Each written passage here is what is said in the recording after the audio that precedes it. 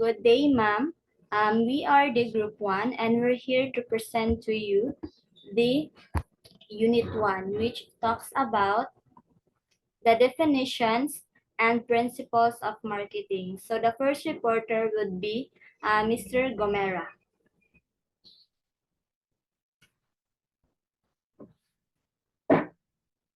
Good day, ma'am. My name is Jason Gomera. I'm the first reporter about definition of principle of marketing. And what is marketing?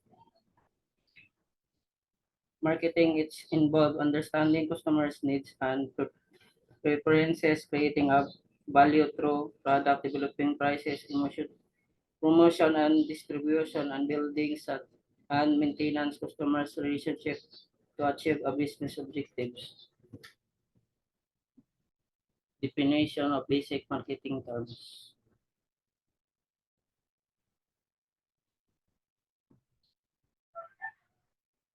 Exchange. Exchange it's refers to the process of giving some things to value, money, goods, or services. Then human needs.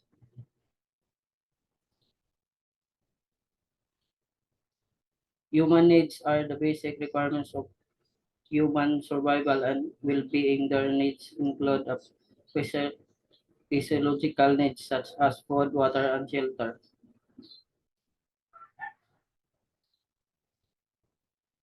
Once there are person has a unfulfilled, unfulfilled need and he is aware of objectives that will be satisfied of a need and objective. It's still on still not in his position in a person has an exchange human ones. Objectives. Objectives are the focal point of a marketing effort such they are the business develop, promote, and sell the consumers. Marketing concept.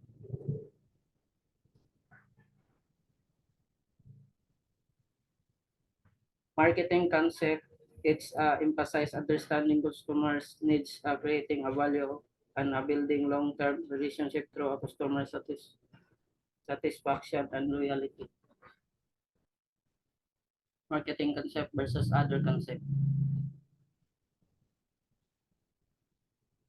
One, the product concept.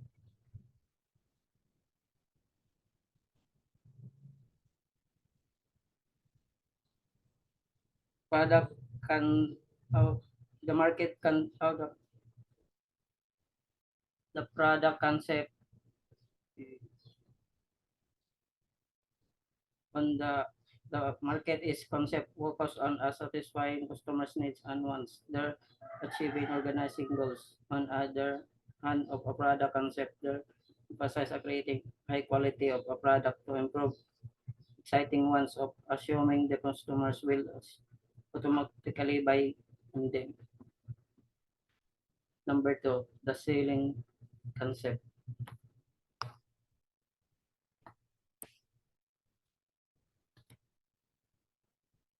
The selling concept emphasize the aggressive sales technique to push a product to regardless to customers' needs.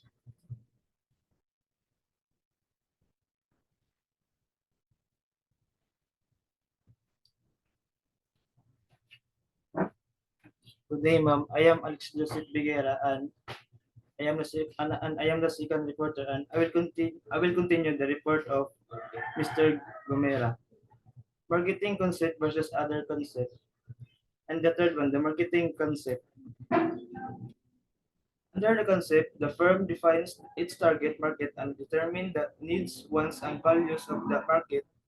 The firm then adopts a strategy to satisfy those needs and wants more effectively and efficiently than its competitors. Aning konsepto gipasabot sa kumpanya ang ang pagpamili og mga og sa kanang goods o kanang sakto na market. And ano man umana na ang kumpanya nag-adapt sila og strategy para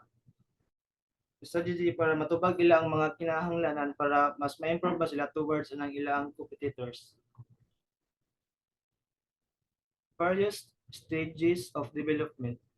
The marketing concept is not an instant discovery. It came as a result of developments in the desire of sellers to provide goods and services to customers. The first one, the production era. The era covers the period of the Industrial Revolution until 1928, when the company was focused on the production of a few specific products. Kini nga panahon sa Industrial Revolution hangtod sa 1928, ang kumpanya nakatuon sa production sa ang kumpanya nakatuon sa pipila ka specific nga mga produkto. And the second one, the sales era. The company emphasized selling because of increase in competition in this era covering period 1930 to 1950. Ga-emphasize ang kumpanya sa pagbaligya sa tungod sa pagdaghan sa mga competition aning panahon nagikan sa 1930 to 1950. And the third one, the marketing department era. During the period of covering 1950 to 1960, progressive companies adopted the idea that all marketing activities within the firm must be under the control of a single department. Sa panahon nga gikan 1950 to 1960, ang Progress Company nakakuan sila og idea nga ipuunon sa market company is dapat under the control of a single department na gid siya. And the fourth one, the marketing company era. During the period 1960 to 1975, marketing was recognized as concern not only a single department but of the whole company. During the period 1960 to 1965, na-recognize day ang marketing di lang sa isa ka department but in a whole company gid siya. The fifth one, marketing company with social concern era. At about the 1975, companies began to consider social issues as a factor in the formulation of marketing strategies. Ni sa panahon na 1975, ang kumpanya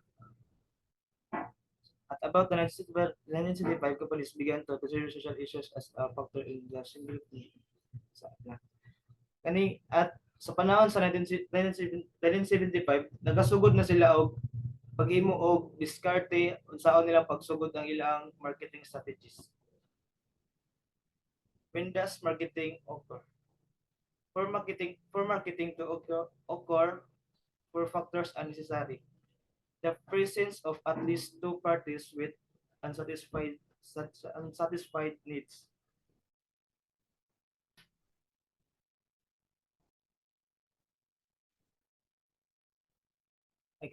Isip ka trabaho, dapat yun magsinabtan na imong duha para masulbad ninyo ang mga inyong imuonon, like kung saan giasa na report niyo or else ba. The second one, the desire and ability of the parties to be satisfied. Isip ka trabaho, dapat yun mo magsinabtan na imong duha sa inyo ang kung unsa inyong abilidad or unsa para good flow ang inyong communication. The existence of a way for parties to communicate and kana isip ka trabaho, dapat yun mo magsinabtan na imong duha para okay kanyang paggama sa inyo ang report. Each party has something to exchange. And isip ka trabaho, dapat yun sa isa ninyo, dapat yun magpakaubos or kana paras na like anang magkuan mo ba kana magsamok, dapat lagi magpakiubos inyo duha para inyong duha para dili madaot ang inyo ang gigama na report.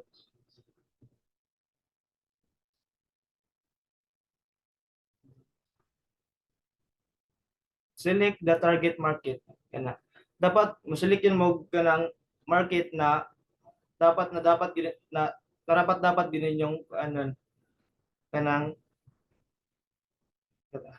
determine what the market wants and i-determine sad ninyo kung unsay mga kinahanglanan aning markita.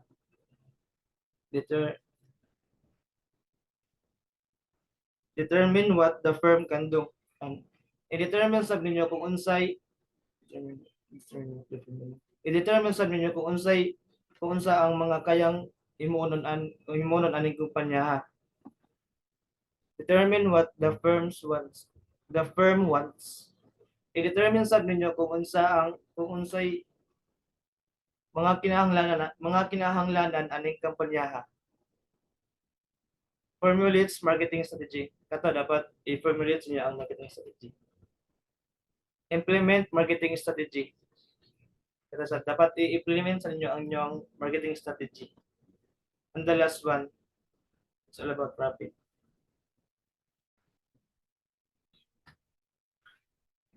So good day, ma'am, and I am Christine J. Asasana, and I am the third reporter. So my report was all about marketing variables. So marketing variables are factors nga kanang maka-influence sa demand and supply sa goods and services sa isa ka market. So we have two types of market variables, which are the marketing mix variables and the marketing environment variables. So first, what is marketing mix variables?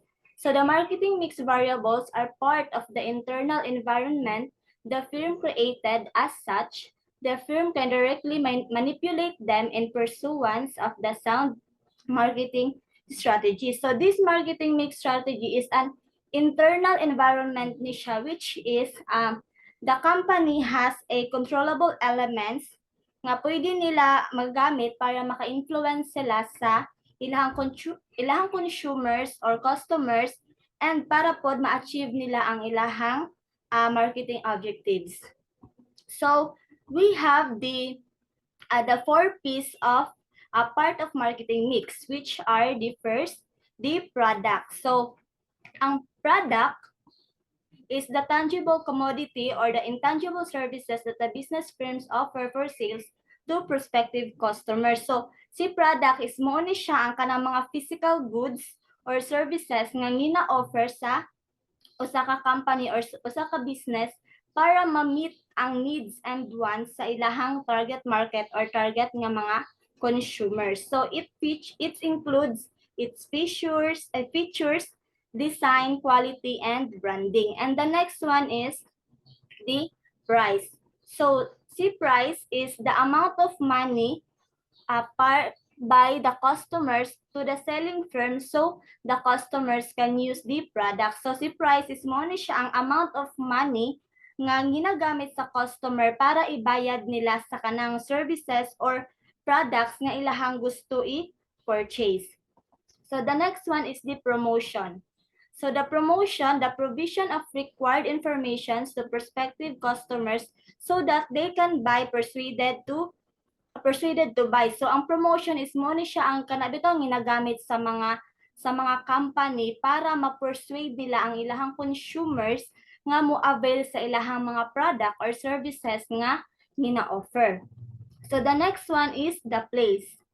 So place, it makes the company's products available in the locations and time required by the buyers. So si place is mo ni siya ang locations kung asa pwede ang mga customers nga asa sila pwede mo buy sa ilahang mga products or services nga gina-offer. So naa siya, it's either sa physical store ba siya, sa online platforms, or sa mga logistics. So naapod tayo strategies sa promotions.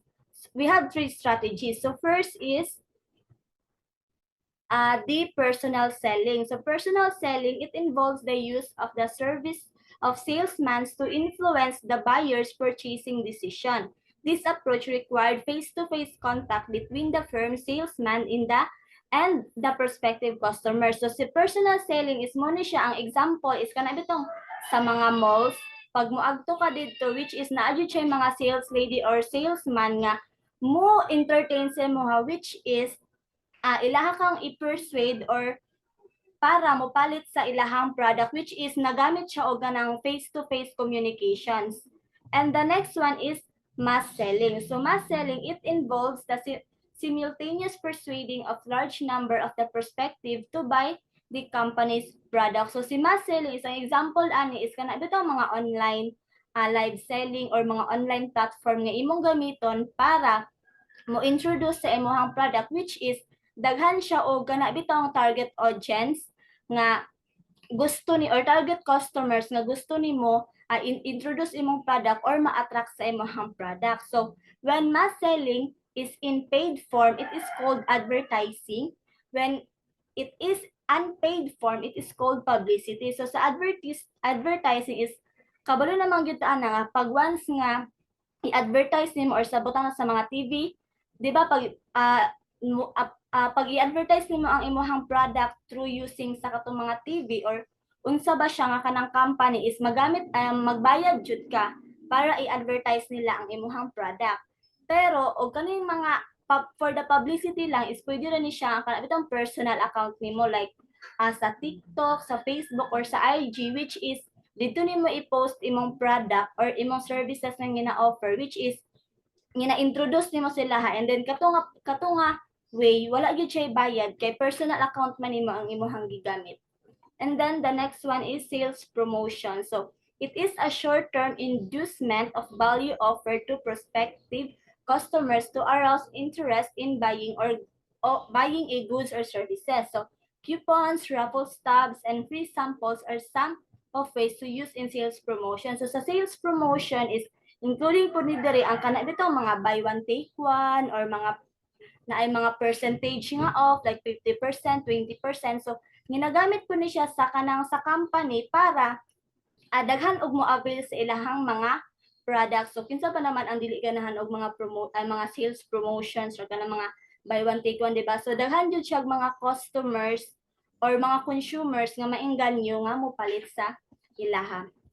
So the next one is the marketing environment variable. So part of the external environment of the firm is the marketing environment consisting of value confronting in the firm. So si marketing environment variables is mo ni siya ang external factors nga maka-impact sa marketing activities, external factors mga maka-impact siya sa marketing activities and performance. So kani siya nga factors is the beyond control na siya sa isa ka company, which is wala na control ani nga company, pero pwede nila magamit para ma-boost or ma-influence ang ilahang ability nga ma-achieve nila ang ilahang mga marketing objectives. So naapod siya 5 ka buok nga marketing environmental variables. So which is first is the social forces. So sa social forces, this is an important factors that affects marketing strategies. It includes the following, which is the characteristics of the people, its income, and its value. So sa social forces is such as kanang demographic trends, cultural norms, attitudes, and values, which is maka-influence siya sa behavior and preferences sa usa ka customers. So ang company, by understanding and responding to social forces, the company can better connect with their target audience, develop products and services nga makamit sa societal needs, and build stronger relationships sa ilahang customers. So the second one is the economic forces. So the economic forces is the economy affects market. The inflations and recessions are the two microeconomic conditions that marketers must consider in making decisions. So some economic forces, mo ni siya ang factors nga related sa economy nga naa siya big impact sa businesses o sa kita as an individual. So such as mo ni siya ang inflation, interest rates, economic growth, unemployment, and consumer spending. So sa economic forces can affect the price and goods and services and the availability of jobs, the cost of borrowing money, and the overall business activity. So si company kinahanglan nila i-monitor ng economic forces para maka-adapt sila og strategies og maka-adapt sila og strategies nga pwede nila gamiton para mo stay sila nga competitive as in the changing economic conditions.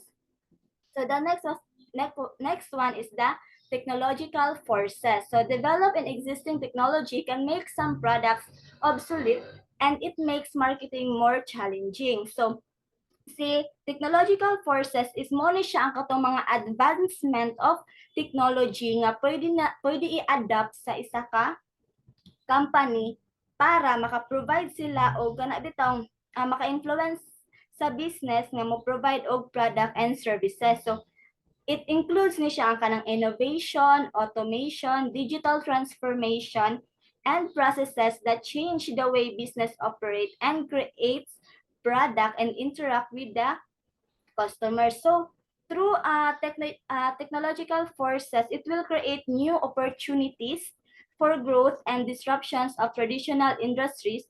That is why companies will embrace or adapt the technological forces para ma-enhance sila ang ilahang mga products or services and also ma-stay relevant sila sa ever-evolving digital landscape. So some of the marketing activities where technological can be useful as the following. So the generations of marketing informations in retail establishments through computers. So this means that using technology to gather, analyze, and utilize data for marketing purposes. So development of new products. So through technology is maka-develop din or maka-create sila og mga new products na pwede nila i-introduce sa ilahang customers. And the next one is understanding the customer. So understanding the customers means a customer's preferences, behavior, and purchasing patterns. For us, as a retailer, you can have a better understanding and meet the needs of your customers. So the next one is the competitive forces. So the competitive forces is more business firms are confined with competitors and they have to manage their marketing activities effectively and efficiently if they are to survive and grow. So sa competitive forces, gina-refer siya sa mga factors na pwede mo influence sa level of competitions nga naa sa nga present sa market. So these are the pressures and challenges that comes from the other companies operating in the same industry or market. So sa competitive forces, it includes the number of competitors, their market shares, pricing strategy, product offering, and market tactics that can impact a company's market positions and profitability. So peers may be situated in any of the basic forms of the competitions, which are the follow, which is the pure competitions, monopolistic competitions, oligopoly, and the monopoly. So sa pure competitions, it involves many sellers or many sellers offering identical products. Then sa monopolistic competitions, it involves many sellers offering similar products but not identical in productions. Then a monopoly pod is a single company dominating a market and dominating a market which is kanang ga-offer siya o ganang siya ra isa nga company nga ga-offer ani nga product mo na ang monopoly, while ang oligopoly is consists of a few large firms controlling the market. So each of these market structure has an implications for pricing, competitions, and consumers' choices.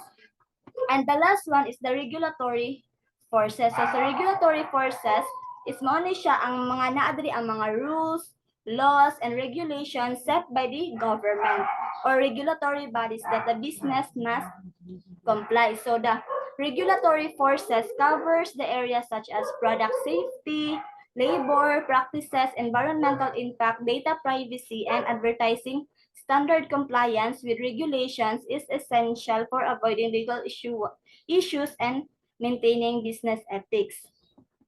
So the restrictions are designed for the following purposes. So first is to protect the consumers from unsafe product and unfair trade practices. So si government is naagi siya yung mga regulations or mga standard regulations nga ginagamit para mo protect nila ang consumers sa mogamit sa kanang bitaw mga safe nga products o mga fair traded practices. And then the second one is to ensure business competitions and fair trade practices. So dire, ensuring businesses competitions means promoting market environment multiple business can compete fairly with each other.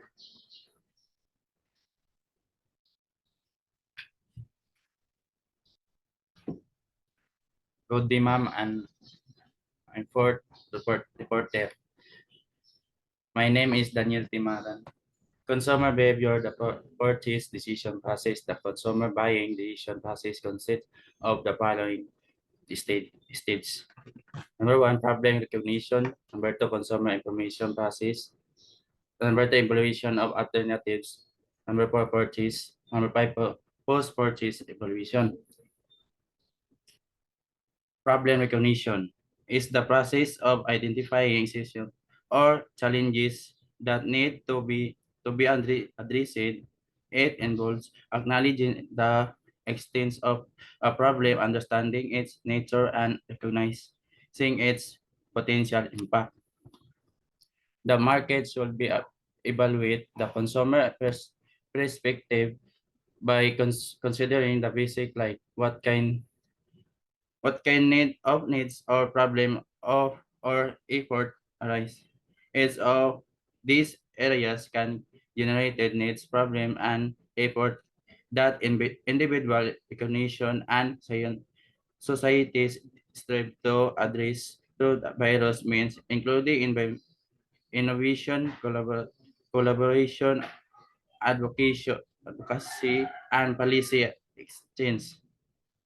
What brought them about a combination of social, economic, environmental, political, technological, and individual factor contributes to the emergency of needs, problem, and effort in various domains of life. How to it leads and the consumers towards the the a combination of social, economic, environmental, political, technological, and individual factors and contributes to emergency of needs, problem, and effort in various domains of life.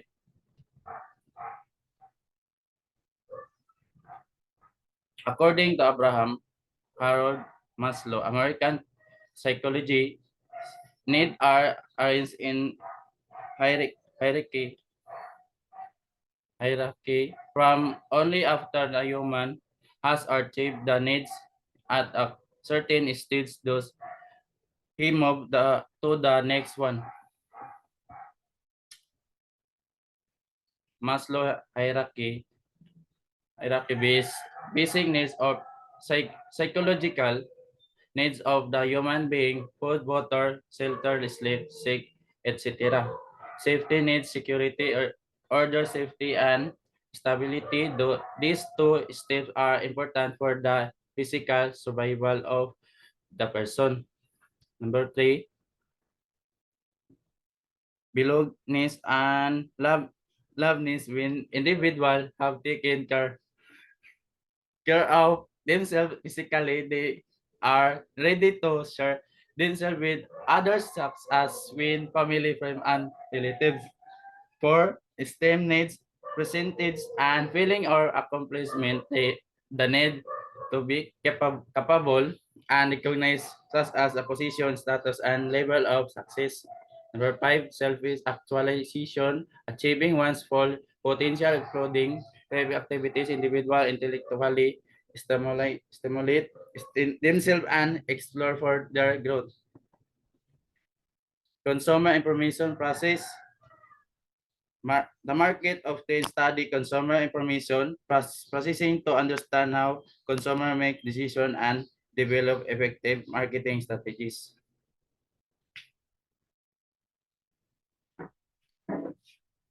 So, good day, ma'am. I am Erali Kailanduan, the last reporter, and my report is the continuation of the report of Mr. Makara. So, information search can be categorized as two. Internal search. So, the first one is internal search. Internal search refers to a consumer's memory or recollection of a product, oftentimes triggered or guided by personal experience. So this is when a person tries to search their memory to see whether they recall past experiences with a product, brand, or service. If the product is considered a staple or something that is frequently purchased, internal information search may be enough to trigger a purchase. So internal search is a consumer is looking for they recall a particular memory, like for example consumer A, consumer A trying to recall if this particular product is naka-purchase na ba siya ana or naka-try na ba na siya. So iyang kuna-kunaon if naka-purchase siya na. So that is one of the information search. So internal search. The next one is the external search. So, external search conducted when a person has no prior knowledge about a product, which then leads them to seek information from personal sources. Example, friends, family, and or public sources like online forums or consumer reports. So, external search, this type, a consumer has no prior knowledge about the particular product. So, wala siya idea na nga product. So, ang iyang gibuhat, mag-external search siya from, pwede siya mangutana siya sa iyang friends, sa iyang family ba, or mangita siya sa online forum. So, for example, sa online, mag-order siya sa Shopee. So, since wala siya idea ng particular nga product, so maghimo siya ang external search. Iyang tanawon ang mga reviews dito sa mga customers nga naka-purchase na. So, iyang i-check dito kung okay ra ba to siya nga product or dili. So, kana siya mo external search. The next one is the evaluating alternative. So evaluating alternative is part of the consumer behavior processes. So this is this the third stage of consumer process. During this stage, consumers evaluate all of their product and brand options on a scale of attributes which have the ability to deliver the benefit that the customer is seeking. So the brands and the products that the consumer compare, their evoked set represent the alternatives being considered by consumers during the problem-solving process. So during this stage, ang consumer or ang customers, iyang i-evaluate og ayo ang iyang product. So iyang huna-hunaon if kana nga product is angay ba siya i-purchase, iyang i-scale, iyang i-measure, iyang sukdon or iyang huna-hunaon jud og i-balance niya ayo if kana nga product worth to buy ba siya. Angay ba siya nga kailangan. So evaluate siya. Dira mag-agi siya sa ana nga stages, evaluate. So next. So purchase. The purchase decision is the fourth stage in the consumer decision process, and when the purchase actually takes place, the consumer may form an intention to buy the most preferred brand because he has evaluated all the alternatives and identified the value that it will bring to him. So, for example, after going through the need recognition, information search, and alternative evaluation stages, one might choose to buy a Nikon D80 DSLR camera. But a close photographer friend might share negative feedback which could drastically influence personal preferences. So, let's say for example, purchase. Ni-try na siya kanang ang purchase is napalit na niya. Yan ang paliton. So, nahuman na nag-agi na siya sa evaluate, yan ang gi-evaluate ug ayo, nakabalo na siya ana nga ang product ana unsa iyang value. So, mana siya gi-purchase na siya. Pero ang purchase naa siya according to Philip Kotler Keller, Koshi, and 2009, the final purchase decision has two factors. So, naa naman siya ang purchase, naa siya two factors. First is the negative feedback of others and our level of motivation to comply or accept the feedback. So mo lagi to, akong giistorya ganina. Kani example, si consumer or si customer nagplano na siya mupalit siya og Nikon nga camera nga DSLR, paliton na unta niya. Yan ang giplan. But apparently, na-meet niya ang iyang close friend nga photographer, which is naa siya kanang experience na kay since photographer man siya, iyang na-meet. Dayon naaman siya negative feedback good. Nag-istorya man ang friend nga kani nga DSLR camera kay maot na siya negative feedback, so negative maot na. So mo to nga mausob dayon ang iyang decision. The next mo na siya part na siya sa kuan. Two factors sa mag-purchase. So number 2 factors is the decision may be disrupted due to situation that one did not anticipate, such as losing a job or a retail store closing down. So the next factor is ma-change dayon, imbes mo purchase na siya ana, ma-change diretso iya ang plano since example nawad-an siyang job, ay imbes mo palit na ko ani, nawad-an man kong job, wala na ko'y trabaho, unahon na lang sa nako ang importante kaysa sa ana. Or ang store is nag-close na, imbis mo adto na siya ana nga store para mo purchase, but unfortunately nag-close ang store. So kana siya pud nga isa pud siya sa factors nga maka-change sa decision inig mag-purchase ang customers.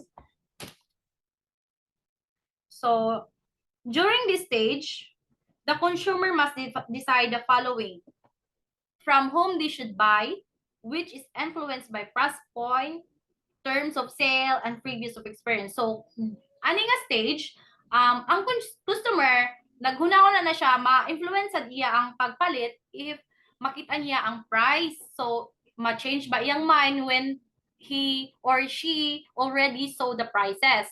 And terms of sale, if nag-sale ba, na may mga promotion, nahitabo, so kana nga, or mga past experience niya, kana drastically ma-change jud ang iyang influence sa iyang decision making. Next, when to buy, which can be influenced by the store atmosphere or environment, time pressures, and constraints, the presence of a sale, and the shopping experience. So, also, maka-influence ang store atmosphere or environment. For example, ang isa ka customers, musulod siya ana nga kuan kanang mall or unsa ba na nga business ba, pero ang atmosphere man dayon maot kaayo, igang kaayo, syempre mausob jud na dayon iyang mind nga ay sunod di na ko mo ani ana, or mugawas jud siya daritso kay di siya ganahan kay daso kaayo ang iyang area, ang environment igang kaayo, isa gyud ganahan ang customers nga maingana iyang ma-experience sa store. So kana isa po na siya nga maka-influence nga maka-change sa decision sa customers. So this is also time during which the consumer might decide against making the purchase decision. Alternatively, they may also decide that they want to make the purchase at some point in the near or far future. So let's say for example, nisulod na siya nga store. Then, naka-realize siya, ay, dili man dahil ni necessary, ay, next time na lang mo kumupalit, ay, puho na lang kumupalit, sunod na lang kumupalit. So, isa po siya nga stage, mag-purchase ang consumer. So, the last stages of consumer behavior. So, post-purchase behavior is the final stage in the consumer decision. When the customer assesses whether he is satisfied or dissatisfied with a purchase, how the customer feels about the purchase will significantly influence whether he will purchase the product again or consider other products within the brand repertoire. So, during a stage, kanina, na-purchase na siya, iyan ang napalit ang particular nga product. So, during a stage, of course, na-trya na niya ang product, diri na dayon niya ma-realize if na-satisfied ba siya or na-dissatisfied ana nga particular nga product. So, after ana, since na-try na niya ang product, makahuna-huna na dayon siya. Okay, ganahan ko ani. Let's say, for example, ganahan ang customer ani nga product si butang tab beauty product, rejuvenating set. Okay. Since naangay siya na nga rejuvenating set, na-satisfied siya, so diri nga stage, mahuna-hunaan dayon niya nga mupalit siya usob, mu-purchase siya usob kay since naka-try na siya sa product ug naangay siya. So kana na siya, kana nga stage. Okay, last. So note. So always remember, class, guys, always remember that a customer will also be able to influence the purchase decision of others because he will likely feel compelled to share his feelings about the purchase. Okay, so kaninga part, importante kayo siya. Since, yes, it's true nga ang customers maka-influensya sa others. Let's say, for example, ako, customer A, na-purchase ko ato nga rejuvenating sip. Sige, kato nga rejuvenating sip ka example. Since naangay ko ato, syempre, i-share dyan ako sa akong mga friends, akong kaila, akong family, akong istorya nga, katoy bitaw nga ko ano, brand, nga sa rejuvenating set, ganahan kay ko, kay nindot kay siya, mawala akong pimples, na puti kay ko, na clear skin kay ko. So, syempre, ang akong mga agi-istoryahan nga friends, neighbors, or classmates, makuan po sila kanang ma-excite po sila, hala, sige, mo try po day ko anak, kay wala sila knowledge about ato nga product, wala sila ka-experience ato, wala silang idea, but ako man silang giingnan nga ingana ang ako ang feedback sa product, so ganahan sila, moingon po silang try, mo try sila. So kana ang customer jud maka-influence jud siya sa other decision sa mga laing kanang people. So, kung unsa imong istorya, ma-influensahan jud ang laing tao. Kay naaman jud ay feedback. So, that's all. Thank you. So, that's all, ma'am. That's all the group 1.